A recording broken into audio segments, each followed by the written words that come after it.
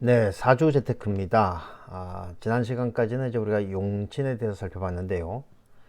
근데 이제 용신을 이야기하면서 여러분들께 좀 당부했던 것이 용신이라고 하는 것이 종류가 많다. 그래서 용신을 가지고 이견이 있기 때문에 싸우게 된다. 그리고 그것에 따라서 사주 해석이 달라진다. 이런 말씀을 좀 드렸단 말이에요. 그래서 우리가 이제 용신을 배제하고 그냥 오행의 생극재화만을 가지고 사주를 해석하려고 하는 것이 바로 물상명리라고 하는 겁니다. 물상명리는 이제 우리나라 고유의 사주 해석 방법으로 보시면 되겠고, 소위 이제 부산 박도사라고 불렸던 재산 선생이 창시를 했는데, 문제는 이제 이 선생이 이 책을 쓰지 않고 돌아가셨어요. 그래서 그 제자들의 입에서 입으로 아름아름으로 흘러내려오는 것이 지금 이제 몇몇 그 분야에서 연구가 되고 있다, 이렇게 보시면 되겠고, 그래서 오늘은 물상명리의 기초라고 할 수 있는 오행의 물상에 대해서 먼저 좀 한번 살펴보고, 그 다음에 이제 물상명리가 무엇인지는 다음 시간에 본격적으로 한번 살펴보도록 하겠습니다. 자, 오행의 물상입니다. 오행이니까 목화토금수가 되겠죠. 자, 목이라고 하는 것은 위로 성장하는 거예요.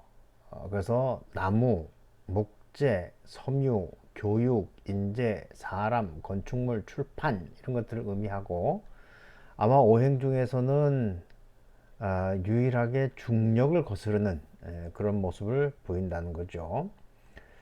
자, 천간에 목은 간목과 을목이 있는데, 그 중에 특히 간목은 큰 나무, 아름드리 나무고, 그리고 우두머리, 그러니까 갑을병정 무기경신 인계니까 제일 첫 번째 오는 글자잖아요. 그러니까 큰 나무, 우두머리 이런 요소를 가지고 있고, 이 큰 나무가 큰 땅에 심어져야 돼요. 큰 나무는 정원에 심어지면 답답하단 말입니다. 큰 땅에 심어지고, 그리고 목을 키우려면 물이 필요하죠. 햇빛도 있어야 됩니다. 그죠? 그래서 큰 나무가 제대로 저기 그 이 뿌리를 내리기 위해서는 자갈도 있어야 돼. 금도 있어야 한단 말입니다. 그렇죠? 그렇게 해야지만 웬만한 외풍에는 쓰러지지 않게 되는 것이죠. 그래서 갑목은 나무를 심을 큰 땅이 없을 경우에 결실이 약해요. 이 결실이라고 하는 것은 이 목의 재성은 토란 말입니다. 토가 없으면 인생의 결실이 별로 없는 거예요. 수가 없으면은 성장이 어렵죠. 생장이라고 하죠. 자라서 태어나서 자라는 것이 어렵고, 왜냐하면 목에게 수는 인성과 같기 때문에 그렇죠. 햇볕이 없으면 꽃을 피우기 어렵고, 금이 없으면은 전지가 안 돼서 중구난방으로 자라게 되고, 또 뿌리를 튼튼하게 만들 수 없어요. 그리고 간목이 또 간목을 만나게 되면 이를 갑갑사주라고 합니다. 서로 경쟁하기 때문에 갑갑한 상황이 올 수가 있다. 이렇게 볼 수가 있는 것이고요. 그 다음에 이제 을목이에요. 을목은 화초와 같아요. 꽃나무. 꽃나무는 정원에 심어져야 되겠죠. 그래서 을목은 기토, 이 가정과 관련이 많아요. 꽃나무는 정원에 심어져야 되는데, 이 만약에 무토와 같은 이 황무지에 심어지게 되면 그러면 잡초에 불과하다. 그래서 뭐 그 이 을목이 무토에 심어지게 되면 삶이 황량하다, 이렇게 그 볼 수가 있습니다. 그 을목도 꽃이 피어나기 위해서는 적당한 물과 햇빛이 필요하고, 정원의 꽃나무는 전지가위로 계속 다듬어져야 예쁘지, 안 그러면 개판됩니다. 그런 것들이 있고, 그래서 을목은 꽃나무를 심을 땅이 없으면 재성이 없으니까 결실이 없겠죠. 물이 없으면 성장이 어렵고, 햇볕이 없으면 꽃을 피울 수 없고, 전지가위가 없으면 아름답게 다듬어지기 어렵고, 을목이 또 을목을 만나면 이 꽃나무라고 하는 것은 뿌리로 뻗어나가기 때문에 뿌리가 얽혀요. 그래서 제대로 잘하지 못하고 하는 일마다 태클을 당하기 쉽다, 이렇게 보시면 되겠고요. 그 다음에 오행의 물상 중에 화입니다. 화는 불, 또 세상을 밝히는 것, 이래요.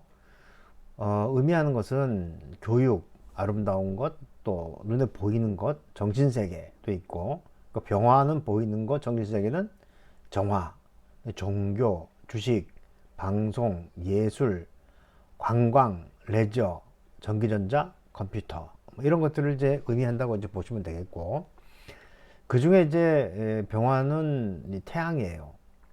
낮 시간과 관련이 있고, 태양은 유일무이하기 때문에 최고의 지도자를 의미합니다. 그리고 태양은 낮 시간에 떠 있어야지 능력을 발휘해요. 그리고 병화의 재성은 금이죠. 관성은 수가 되는데, 재성은 사실 경금이 와야 됩니다. 신금이 오면은 병신합으로 묶이게 되는 게 좋지 않아요. 또 화생토의 경우에 토가 너무 많으면 화토중탕이라고 해서 종교인 또 내지는 교육, 특히 이제 그 스님들이 화토중탕 사주가 많아요. 밤에는 빛을 발하기 어렵기 때문에 지지나 대운이 밤 시간으로 흐르면 좋잖아요. 낮 시간은 뭐냐? 인호술, 사오미 이런 것들이 올 때가 이제 저기 그 낮 시간이란 말입니다. 병화에 또 병화가 하나 오게 되면 태양이 두 개니까 밝아진 것처럼 보이지만 오히려 어두워진다. 그러니까 태양은 유일무이해야 돼요. 그리고 만약에 병화가 두 개가 나타나면은 큰 나무 갑목으로 하나를 가려줘야지 된다. 이런 게 이제 바로 이제 물상명리의 하나의 팁이 되겠습니다. 정화는 이 별이나 달로 보고, 경우에 따라서는 가로등으로 보고, 그 다음에 이제 정화가 많은 은하수로 보기도 합니다. 어떤 경우 달로 보느냐? 사주 원국에 임수가 있는 경우에는 달로 보고, 수기운이 아예 없으면 가로등으로 봅니다. 수기운이 아주 없으면 가로등으로 본다. 병화가 이제 현실적인 지도자, 최고의 지도자라면 정화는 정신적인 지도자, 보이지 않는 지도자, 그렇죠? 그러니까 라인이 아니라 스텝에 있는 사람들, 그런 걸로 볼 수가 있겠고요. 정화는 병화와는 달리 밤 시간으로 가야 돼요. 그러니까 예를 들면 해자축이라든지 신자진이라든지 이런 것들이 이제 밤 시간으로 가는 거 아니겠습니까? 만약에 병화와 달리 이 정화가 낮 시간에 있게 되면은 그 달이 낮에 떠 있다고 해서 능력을 발휘할 수가 없잖아요. 그렇죠? 그리고 재성은 금이고 관성은 수가 될 수가 있다. 또 특히 정화에게는 신금이 맞지, 그 정화를 가지고 뭐 저기 그 촛불 같은 걸로 큰 쇠를 녹일 수가 없기 때문에 정화에게 경금은 그림의 떡이다, 이렇게 볼 수가 있어요. 병화와 마찬가지로 정화도 중복이 되면 빛이 어두워지는 것으로 본다, 이렇게 보시면 되겠고, 그 다음에 토는 만물을 길러내는 터전이죠. 그렇죠?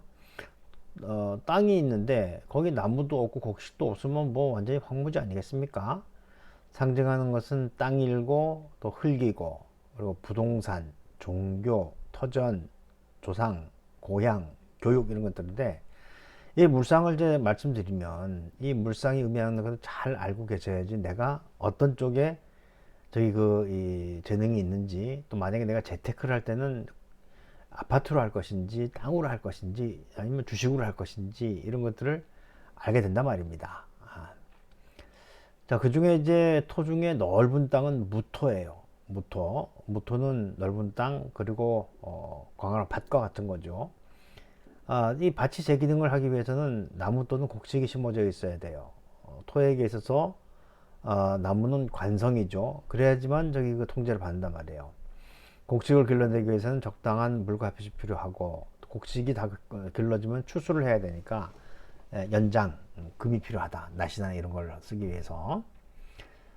무토는 밭이나 곡식이 없는 경우에 황무지가 되어버린다고 말씀드렸고, 적당한 물이 없으면 어떻게 돼요? 땅이 마르고 갈라지고 아무것도 길러낼 수가 없잖아요. 그렇죠? 그 이제 결실을 맺지 못하는데, 왜 그러냐면 토의 재성은 수기 때문에 그래요. 이렇게 보시면 되겠고, 햇빛이 없으면 곡식을 길러내지 못해요. 햇빛은 화는 인성을 의미하고, 도구가 없으면 추출을 못하죠. 다른 오행하고는 달리 무토와 무토가 만나면 땅이 넓어진다, 또 경계가 넓어진다, 이렇게 보시면 될 것 같습니다. 반면에 이제 기토는 집안에 있는 정원과 같고, 그렇죠? 정원에는 아름드리 나무가 심어지면 답답해요. 아름드리 나무가 심어지면 가정이 깨지는 경우가 있습니다. 그러니까 기토의 간목이 있으면은 가정이 깨지고 이혼하게 된다, 이렇게 보시면 되겠고, 꽃을 아름답게 피우기 위해서는 적당한 물과 햇빛이 필요하죠. 정원의 꽃나무는 전지가위로 다듬어 줄 경우에 아름답다. 정원에 꽃나무가 없으면 뭐 정원은 황무지가 돼버리는 것이죠. 또 정원에 핀 꽃을 잘 저기 그 이 다듬게 전지가 필요하고, 마찬가지로 햇볕과 저기 그 이 물이 있어야 되는데,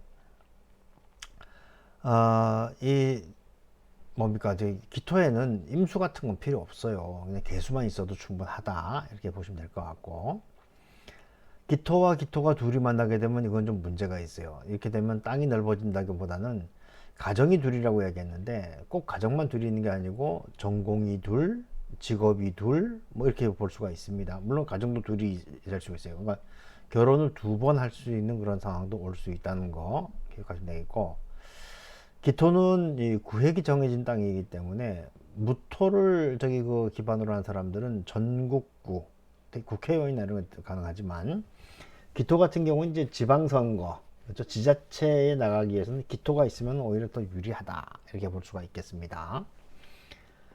그리고 이제 오행 중에 금이죠. 추수를 하듯이 거두어 드리는 것, 예, 또 감추어져 있는 것, 축장한다 그러죠. 마무리, 금속성, 권위, 권력, 숙살지권이라고 합니다. 서양 외국어 이런 것들과 관련이 있고, 그 중에 이제 양의 금인 경금은 큰 칼을 의미하고 지위가 높은 사람을 의미해요. 그렇죠?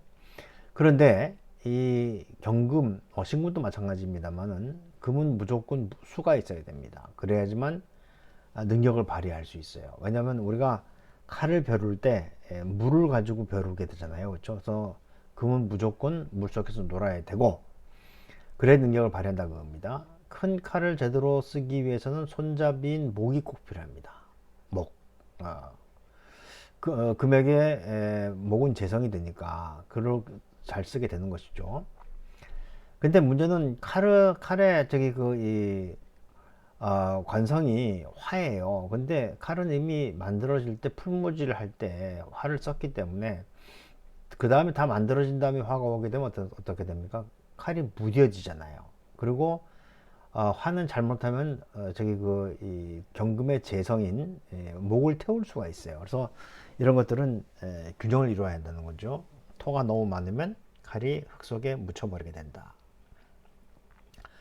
경금에게 또 다른 경금이 있게 되면은 그러면 쌍칼이 돼야 되니까, 쌍칼이 되기 위해서 칼자루도 두 개가 돼야 한다, 이렇게 보시면 되겠고, 신금은 작은 칼이에요. 뭐 카타칼이나 수술용 칼 이런 것도 얘기하고, 마찬가지로 물이 무조건 있어야 되고 칼자루 있어야 되고, 마찬가지로 불은 필요 없어요. 그렇죠? 또 토가 너무 많으면 칼이 묻혀버릴 수가 있다는 것이죠. 칼자루가 없으면 능력 발휘할 수 없고, 불이 있는 경우에 칼이 무뎌지고, 물이 있는 경우에 속살직권을 쥐게 된다. 그렇게 되는 거죠. 신금에게 또 다른 신금이 있으면 칼자루가 둘이 있어야 되는데, 만약에 칼자루가 하나만 있으면 이제 가위, 미용사 이런 걸로도 볼 수가 있겠고, 신금에 칼자루가 없으면 또 화가 너무 강하면, 그러면 이제 수술하는 의사는 좀 어렵다, 이렇게 볼 수가 있겠습니다. 그 다음에 이제 오행 중에 마지막 수죠. 음이 그대로 흐르는 것, 움직이는 것, 스며드는 것, 해외, 또 유통, 음식 이런 것들을 의미합니다.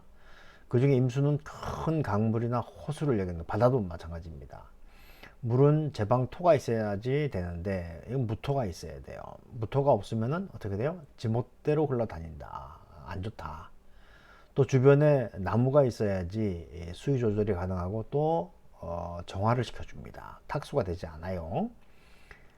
물이 많아서 습하면 햇빛도 있어야죠. 말려줘야 됩니다. 임수에게 햇빛은 재성이 됩니다. 그리고 이 금은 수원지가 됩니다. 그래서 그 수원지 금이 있어야지 임수가 마르지 않고 오랫동안 길게 흘러갈 수 있다, 이렇게 보시면 되겠고, 제방이 없으면 뭐 그 생활이 너무 유동적이 됩니다. 나무가 없으면 수량 조절이 안 되고, 햇빛이 없으면 결실이 없고, 수원지 금이 없으면 오랫동안 흘러가지 못한다는 걸 꼭 기억하셔야 되겠고, 임수에 임수가 하나 더 있으면 호수가 두 개가 되니까 수량이 많아진다고 보기도 하지만, 만약에 이 호수에 달이나 태양이 뜰 때 호수가 두 개면 어디로 떠야 되지? 그렇게 볼 수도 있습니다. 그러니까 그 돈이 헷갈려 할 수 있다, 이런 것도 보시면 되겠고, 개수입니다. 개수는 시냇물, 샘물 이렇게 돼요. 마찬가지로 제방이 있어야 되고, 나무가 있어야 되고, 습기를 말리기 위해서 햇빛이 있어야 되고, 물이 저기 오랫동안 흘러가기 위해서는 금이 있어야 한다. 그렇죠? 제방이 없으면 지멋대로 살게 되고, 토가 너무 많으면 그쵸? 개수 같은 경우는 작은 물이니까 흔적도 없이 사라지게 되고, 나무가 없으면 수령 조절이 안 되고, 또 탁수가 되고, 불이 없으면 결실이, 재성이니까 결실이 약하고, 바위가 없으면 오랫동안 흘러가지 못하게 된다. 근데 이 개수는 맑은 물이에요. 그래서 맑은 물은 사람의 머리하고도 관련이 있습니다. 그래서 개수가 두 개가 되면은 사주 이렇게 되면 두뇌가 아주 명석한 사람으로 볼 수 있다. 이렇게 볼 수가 있겠습니다. 이런 것들이 이제 오행의 물상입니다. 그래서 오행의 물상에 대한 의미들을 잘 알고 계시면 나중에 이것만 가지고서도 사주풀이가 가능하니까 여러분들이 잘 좀 이해해 주시기 바라겠습니다. 오늘 여기까지 하도록 하죠. 고맙습니다.